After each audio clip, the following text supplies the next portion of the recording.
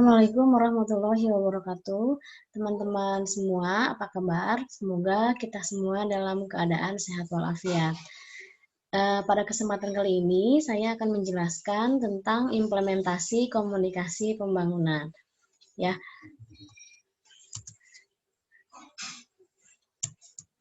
nah, komunikasi pembangunan merupakan aktivitas informasi begitu ya, yang memotivasi dan edukasi untuk mengubah ketidaktahuan, mengubah sikap ketidakpedulian dan penolakan, dan menggerakkan masyarakat terhadap program pembangunan. Ya, jadi ada perubahan-perubahan sikap dan perilaku itulah yang kemudian menjadi inti dari komunikasi pembangunan. Nah, implementasi komunikasi pembangunan diawali dengan adanya pembangunan atau program pembangunan yang terkonsep. Nah, konsep inilah yang kemudian dibuat dalam perencanaan yang baik. Nah, meskipun perencanaan tidak bisa terlihat, belum ada buktinya, maka disebutnya plans are nothing, belum terlihat apapun begitu. Tapi ketika perencanaan ini tidak dilakukan, maka mungkin bisa terjadi implikasi yang negatif pada waktu pelaksanaan program pembangunannya. Misalnya terjadi kepanikan dan sebagainya. Makanya tetap kemudian planning is everything gitu ya, harus dibuatkan perencanaan yang sebaik mungkin. Nah, pentingnya perencanaan dalam komunikasi pembangunan setidaknya ada 5 poin ke urgensitasnya. Yang pertama yaitu perlunya pemikiran rasional berdasarkan fakta-fakta. Nah, kemudian fakta-fakta ini akan dihubungkan dengan asumsi untuk nantinya akan dibuatkan pada implementasi program pembangunan. Jadi, fakta-fakta yang ada akan dikaitkan dengan apa yang dibutuhkan oleh masyarakat yang kemudian akan menjadi program pembangunan. Inilah yang kemudian menjadi proses pemikiran yang matang. Artinya, proses pemikiran ini bukan berasal dari sebuah proses yang tergesa-gesa atau tidak tidak dipersiapkan dengan baik, sehingga dalam pemikiran yang matang dapat diprediksi, dapat diantisipasi apa yang akan kita lakukan pada masa yang akan datang. Nah, kemudian pentingnya perencanaan komunikasi pembangunan juga berhubungan dengan memilih tujuan dan menguraikan bagaimana cara tujuan itu dicapai. Artinya akan dibuatkan strategi atau taktik secara teknis begitu bagaimana mencapai dan melaksanakan program pembangunan ini untuk mencapai tujuannya. Dan yang kelima yaitu memilih alternatif sumber daya yang tersedia. Nah, dengan adanya perencanaan, maka kita dapat memetakan sumber daya apa saja yang kita miliki. Apakah sumber daya alam ataupun sumber daya non-alam. Seperti itu. Makanya ketika perencanaan bisa dibuatkan pemetaan sumber daya yang dimiliki sehingga pada waktu implementasi pelaksanaan dapat dieksplorasi tanpa mengeksploitasi sumber daya tersebut. Ya. Nah, ini adalah tahap perencanaan komunikasi pembangunan. Setidaknya ada 5 tahap ya. Yang pertama yaitu pemilihan audiens ya, baru kemudian menyusun pesan ya. Setelah menyusun pesan kemudian kita bisa menentukan media yang tepat ya. Dan yang keempat yaitu kita bisa menentukan frekuensi atau durasi begitu ya, berapa lama, berapa sering komunikasi pembangunan ini, pesan komunikasi ini akan disampaikan kepada halayak. Dan yang kelima yaitu waktu dan tempat. Nah, waktu dan tempat ini juga akan dipengaruhi oleh 4 tahapan sebelumnya ya. Ketika tempatnya adalah di sebuah perkotaan dengan berarti audiensnya juga audiens yang bertempat tinggal di perkotaan. Kemudian kita akan mempengaruhi juga bagaimana penyusunan pesannya, media yang digunakannya juga karena masyarakat perkotaan mungkin menggunakan teknologi komunikasi begitu ya. Frekuensinya akan seperti apa? Apakah lebih sering karena mereka lebih senang menggunakan media komunikasi berbasis teknologi begitu ya. Dan waktunya kapan gitu ya. Nah, ini adalah tahapan-tahapan dalam perencanaan komunikasi pembangunan. Nah, selanjutnya adalah prinsip perencanaan komunikasi pembangunan. Nah, ada 4 prinsip setidaknya ya. Yang pertama yaitu adanya keselarasan dengan program lainnya. Jadi, sebuah program pembangunan dalam implementasinya harus sejalan dengan program yang sudah ada. Tidak boleh bertentangan atau bertolak belakang, ya. Yang kedua yaitu adanya kesesuaian dengan kebutuhan audiens gitu. Jadi, apakah program yang selama ini masih kurang memenuhi kebutuhan audiens atau ada kebutuhan yang muncul karena adanya kondisi tertentu gitu. Dan yang ketiga prinsipnya adalah pelaksanaan yang efisien untuk menghindarkan pemborosan atau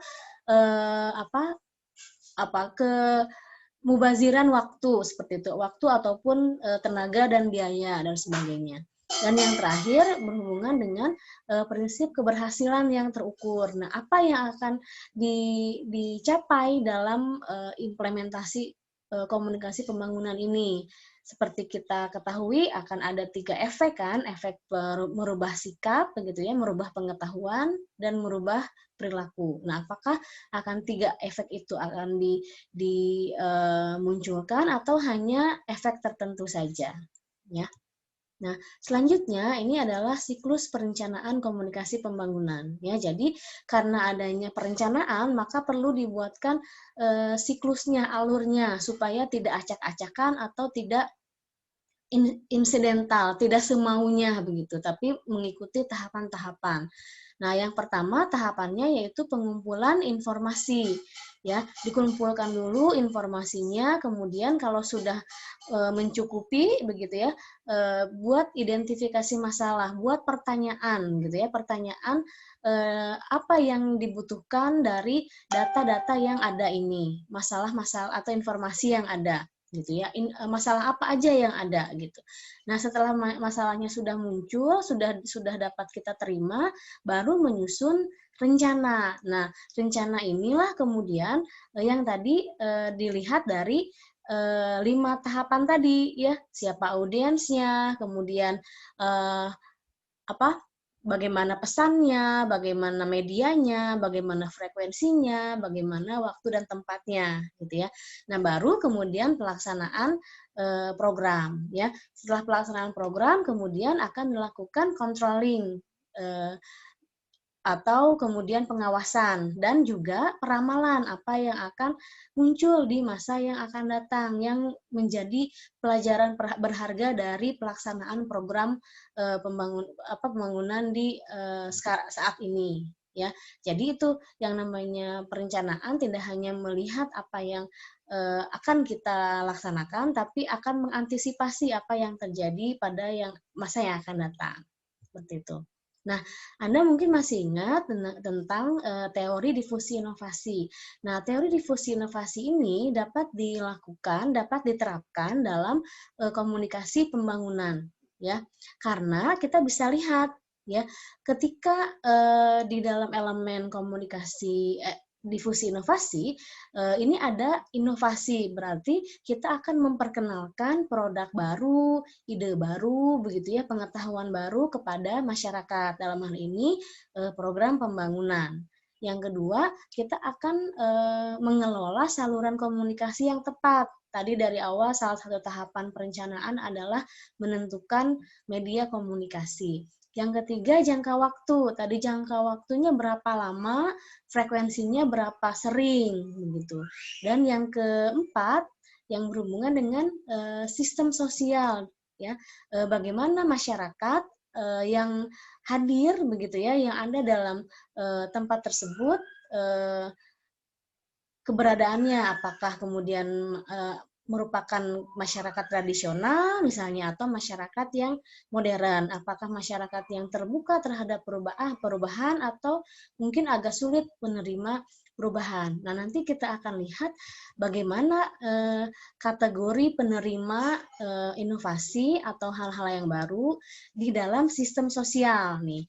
Dalam sistem sosial ini setidaknya ya ini sudah dikategorikan ada 5 ada 5 kategori masyarakat yang menerima begitu ya, menerima program pembangunan. Nih, yang pertama yaitu seorang inovator. Inovator itu adalah pencetusnya atau penciptanya gitu ya. Jadi pasti dia menerima apa namanya inovasi tersebut karena dia yang menciptakannya gitu ya.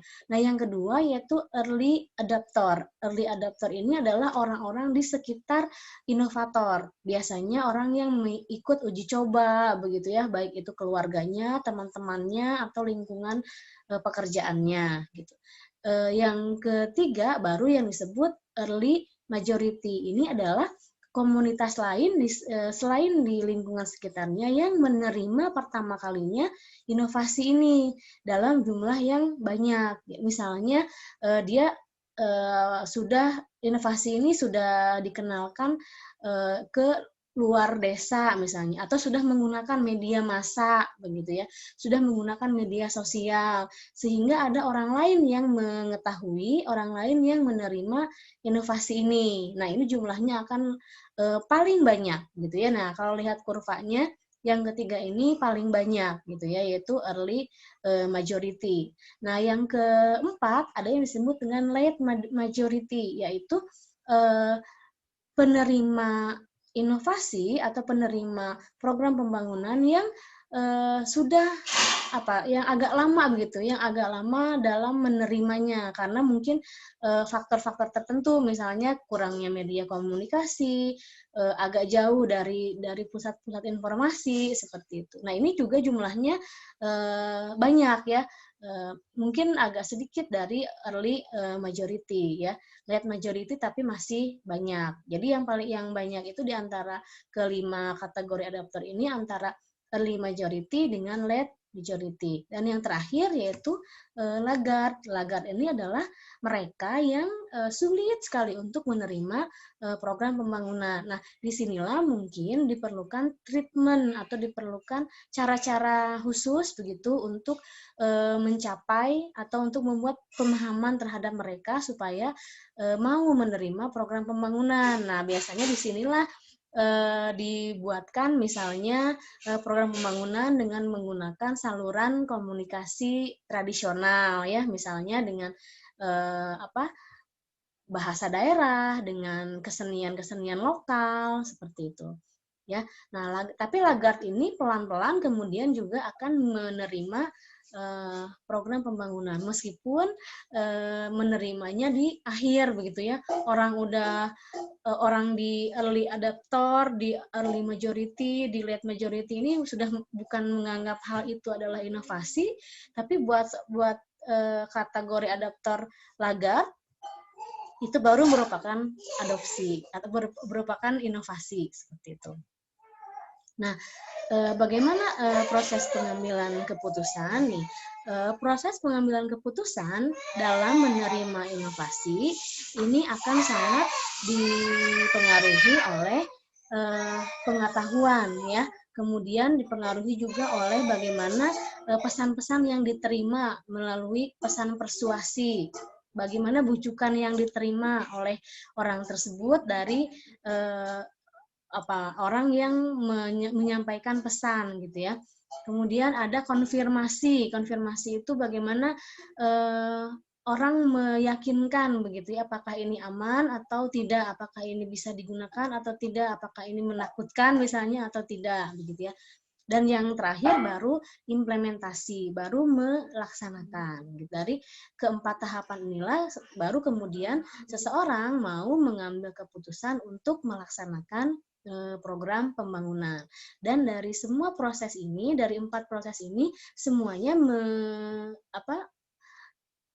memerlukan peran komunikasi dalam setiap tahapannya gitu ya. Bagaimana pengetahuannya dibangun, bagaimana persuasinya dilancarkan supaya terbujuk istilahnya ya, dalam tanda kutip terbujuk, bagaimana konfirmasinya supaya positif, kemudian bagaimana supaya dia mau mengikuti, mau melaksanakan sehingga pada akhirnya mau mengambil keputusan yang positif gitu ya. Nah, terakhir sebenarnya ini adalah model proses komunikasi dalam difusi inovasi. Jadi implementasinya ketika menggunakan media massa ya ada 3 tahap model gitu ya yang disarankan. Yang pertama yaitu one step flow model, yaitu dengan model 1 tahap. Nah, ini dengan cara kita misalnya orang yang akan menyampaikan pesan itu membuat iklan di media massa, misalnya membuat iklan di televisi. Nah, dari televisi ini kemudian disebarluaskan kepada masyarakat secara langsung. Artinya audiens bisa melihat secara langsung pesan yang disampaikan melalui media massa gitu. Nah, sementara yang kedua ada yang disebut dengan two-step flow model, yaitu model 2 tahap. Jadi dari komunikator dari kita untuk pelaksanaan pembangunan ini tidak bisa langsung melalui misalnya tadi iklan di televisi kemudian disaksikan oleh halayaknya, tapi perlu ada yang namanya tokoh masyarakat, opinion leader gitu ya, untuk menyampaikan pesan dari media massa kepada halayak. Jadi ada tahap yang menjembatani antara media massa dengan halayak atau audiens. Jadi tahapannya dari komunikator, kemudian ke media massa. Nah, dari media massa kemudian melalui tokoh masyarakat atau opinion leader sampai kemudian kepada masyarakat.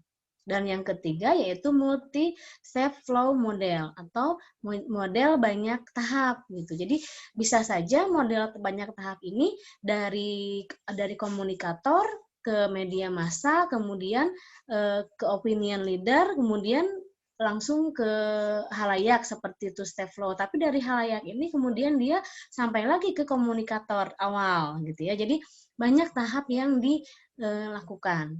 Nah, ini sebenarnya bisa digunakan dalam implementasi komunikasi pembangunan.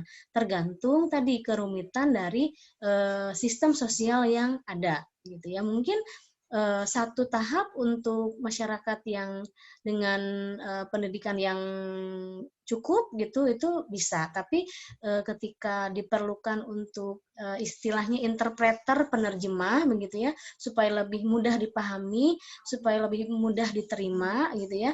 Nah, maka bisa menggunakan intervensi dari tokoh masyarakat itu dengan menggunakan two step flow model. Nah, itu adalah penjelasan saya untuk program implementasi komunikasi pembangunan, begitu ya.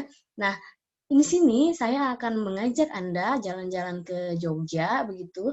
Silakan Anda bisa melihat salah satu contoh dari bagaimana implementasi dari komunikasi pembangunan yang kebetulan juga dilakukan oleh mahasiswa, gitu. Mungkin bisa menginspirasi kita semua ya untuk bisa melakukan suatu hal sehingga bisa berpartisipasi dalam pelaksanaan pembangunan dengan menggunakan komunikasi sebagai cara-caranya, sebagai metodenya. Baik, untuk sementara saya cukupkan dulu sampai di sini. Terima kasih untuk perhatian Anda. Jangan lupa untuk selalu menjaga kesehatan. Wassalamualaikum warahmatullahi wabarakatuh.